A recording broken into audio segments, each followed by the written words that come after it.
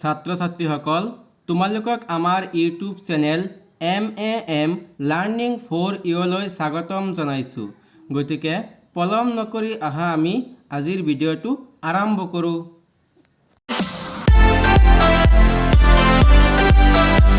ছাত্ৰ ছাত্ৰীসকল আগৰ ভিডিঅ'টোত আমি ক্লাছ 10ৰ সায়েন্সৰ চেপ্টাৰ 1ৰ কিছুমান MCQ প্ৰশ্ন আলোচনা কৰিছিলোঁ। যদি কোনোবাই সেই ভিডিঅ'টো চোৱা নাই তেন্তে এই ভিডিঅ'টোৰ ডেছক্ৰিপশ্যনত আগৰ ভিডিঅ'টোৰ লিংক দিয়া থাকিব, তোমালোকে তাৰ পৰা চাই ল'বা। বলা আজি আমি পৰৱৰ্তীখিনি আৰম্ভ কৰোঁ। প্ৰশ্ন 11, কি ঘটে যেতিয়া লঘু হাইড্ৰক্লৰিক এচিড লৌৰ গুৰিত যোগ কৰা হয়? অৰ্থাৎ লঘু হাইড্ৰক্লৰিক এচিডৰ লগত লৌৰ গুৰি মানে আইৰণ যোগ কৰিলে তাত কি উৎপন্ন হ'ব? অপশ্যন এ দিলে হাইড্ৰজেন গেছ আৰু আইৰণ ক্লৰাইড উৎপন্ন হয়। বি দিলে ক্লৰিন গেছ আৰু আইৰণ হাইড্ৰক্সাইড উৎপন্ন হয়। চি বিক্ৰিয়া নঘটে। ডি আইৰণ লৱণ আৰু পানী উৎপন্ন হয়। অৰ্থাৎ এই প্ৰশ্নটো তোমালোকৰ পাঠ্যপুথিৰ অনুশীলনীৰ পৰা তুলি অনা হৈছে। তাত কি আছিলে, যদি আমি লঘু হাইড্ৰক্লৰিক এচিডৰ লগত কি কৰোঁ, লৌৰ গুৰি যোগ কৰোঁ, তাত কি উৎপন্ন হয়? হাইড্ৰজেন গেছ উৎপন্ন হয় আৰু আইৰণ ক্লৰাইড উৎপন্ন হয়। অৰ্থাৎ অপশ্যন এ হ'ব আমাৰ কি শুদ্ধ আনচাৰ। তাত কি উৎপন্ন হ'ব? হাইড্ৰজেন গেছ আৰু আইৰণ ক্লৰাইড উৎপন্ন হ'ব। প্ৰশ্ন 12, এটা বিকাৰত জিংকৰ গুৰি লৈ লাহে লাহে লঘু ছালফিউৰিক এচিড যোগ কৰিলে বুৰবুৰণিৰ ওলায়। গেছটো হ'ল A oxygen, B nitrogen, C carbon dioxide, D hydrogen. এই প্ৰশ্নটো তোমালোকৰ পাঠ্যপুথিৰ কাৰ্যকলাপ 1.3ৰ পৰা তুলি অনা হৈছে। তাত আমি এটা কাৰ্যকলাপ কৰিছিলোঁ যে যদি এটা বিকাৰত জিংকৰ গুৰি লৈ তাত লঘু ছালফিউৰিক এচিড যোগ কৰা হয়, তাত কি হয়? বুৰবুৰণি সৃষ্টি হয়। তাত এটা গেছ উদ্ভাৱন হৈছিলে। তাত গেছটোৰ নাম কি আছিলে? Hydrogen gas. অৰ্থাৎ অপশ্যন ডি হ'ব আমাৰ কি শুদ্ধ এনচাৰ। প্ৰশ্ন 13, কি ক'লে যে ৰাসায়নিক বিক্ৰিয়াৰ ফলত উৎপাদিত পদাৰ্থবোৰক কোৱা হয়। অৰ্থাৎ যদি কোনো এটা বিক্ৰিয়াত কিছুমান পদাৰ্থ উৎপন্ন হয়, সেই পদাৰ্থসমূহৰ নাম কি আছিলে? অপশ্যন এ দিছে বিক্ৰিয়ক পদাৰ্থ, বি বিক্ৰিয়াজাত পদাৰ্থ, চি অবিক্ৰিয়ক পদাৰ্থ, ডি জাৰক পদাৰ্থ। অৰ্থাৎ ৰাসায়নিক বিক্ৰিয়াৰ ফলত যদি কোনো এটা পদাৰ্থ বা কিবা এটা উৎপন্ন হয়, সেই পদাৰ্থসমূহ কি পদাৰ্থ বুলি কোৱা হৈছিলে? বিক্ৰিয়াজাত পদাৰ্থ বুলি কোৱা হৈছিলে। অৰ্থাৎ বি হ'ব আমাৰ কি শুদ্ধ এনচাৰ। অপশ্যন বি হ'ব আমাৰ শুদ্ধ এনচাৰ।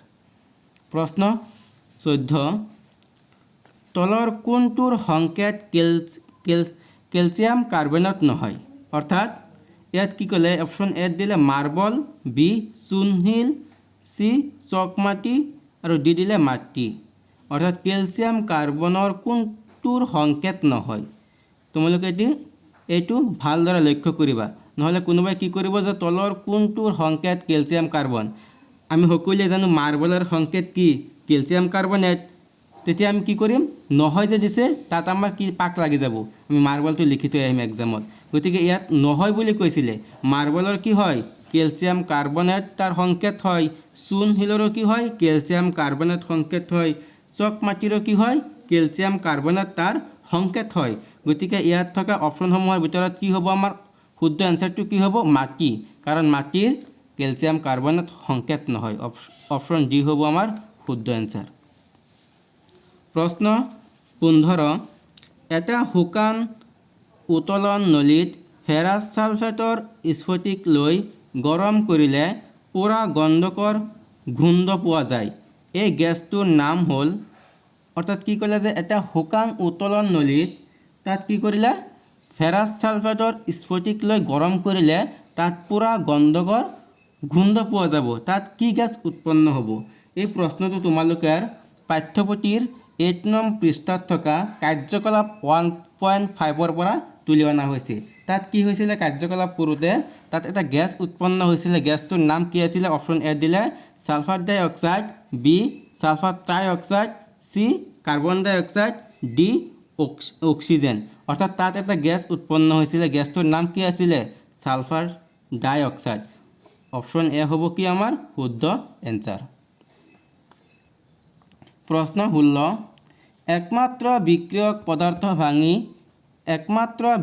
পদাৰ্থ ভাঙি গৈ একাধিক বিক্ৰিয়ক পদাৰ্থ উৎপন্ন হোৱা বিক্ৰিয়াক কোৱা হয়।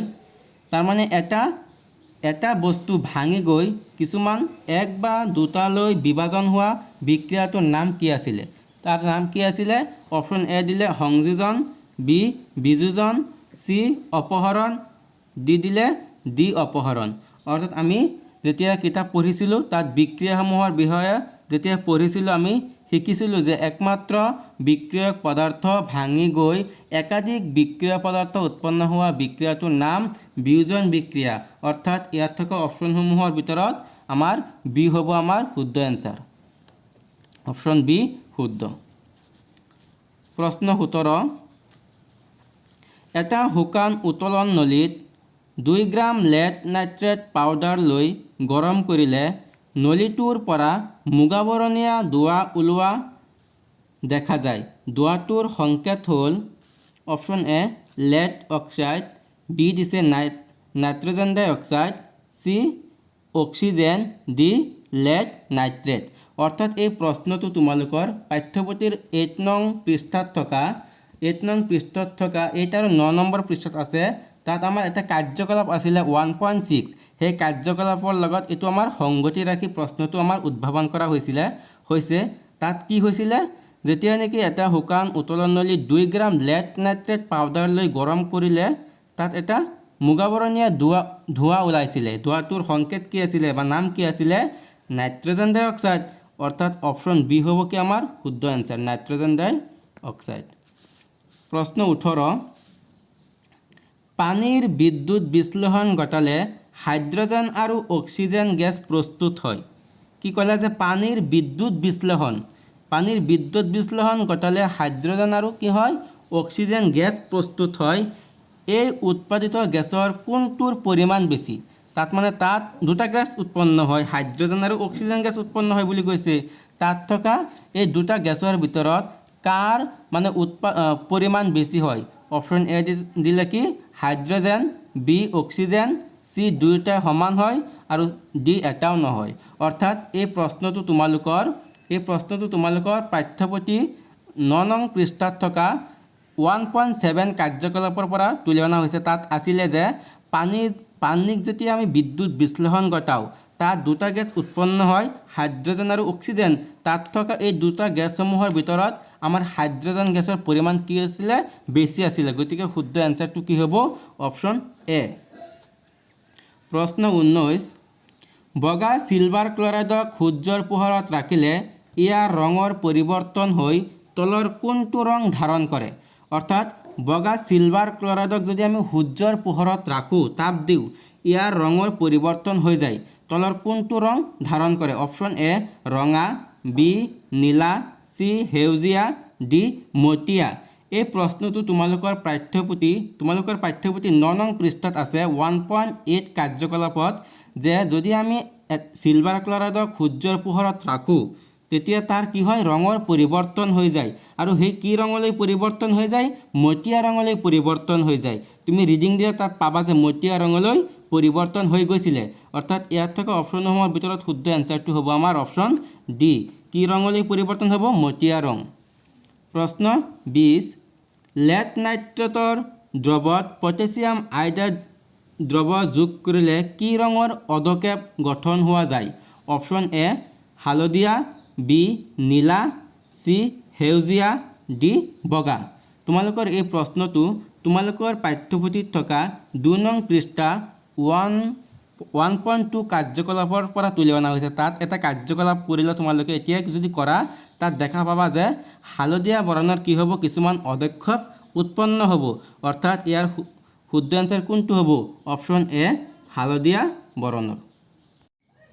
ছাত্ৰ ছাত্ৰীসকল, আশা কৰোঁ তোমালোকে ভিডিঅ'টো চাই ভাল পাইছা। গতিকে ভিডিঅ'টোত আজি ইয়াতে সামৰোঁ। যদি ভিডিঅ'টো চাই তোমালোকৰ ভাল লাগিল তেন্তে ভিডিঅ'টোত এটা লাইক কৰিবা, লগতে কমেণ্ট কৰিবা আৰু আমাৰ চেনেলটো ছাবস্ক্ৰাইব কৰি থবা, যাতে আমি দিয়া এনেধৰণৰ ভিডিঅ'বিলাক তোমালোকে অতি সোনকালে পাব পাৰা। ধন্যবাদ।